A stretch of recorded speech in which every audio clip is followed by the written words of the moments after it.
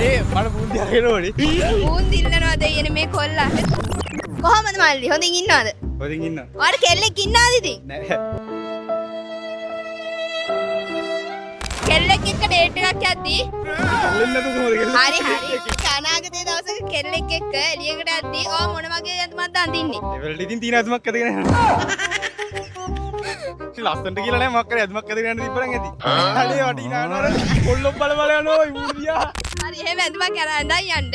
ඔයාට මේ බණ්ඩාරගම ගන්න හොඳ තැනක් නෑ නේ ඉතින්. හොඳ තැනක් නෑ ඇඳුම් කඩයක් නෑ. මාර්තු 19 වෙනිදාට එනවා බණ්ඩාරගමට මලි ඩ්‍රෙස් පොයින්ට් කිය. නතුන් ෂොප් එක. ඔයා එදාට එන්න. ඇවිල්ලා එදාට 20% off එකක් තියෙනවා. ඔයාට අම්මට අක්කට නිකන් දෙනවා නම් නැත්තම් නම් එන්නේ නෑ ඉතින්. ඔයාට දැන් නිකන් දුන්නොත් ඔයා එනවා කොහනේ? අපි නිකන් දෙන්නම් gift voucher එකක්. හරිද? මලි ඩ්‍රෙස් පොයින්ට් එකේ. ඔයාට තනියෙන් නෙමෙයි shopping කරන්න තියෙන්නේ. ජනප්‍රිය තරු රසකුත් දෙනවා ඔයාත් එක්ක shopping කරන්න. හරිද? ආසයිද ඉතින්? මට බූන්දි අරගෙන ඕනේ. යංගොලේ යන් යන් එනම් බූන්දි ගන්න. යන්.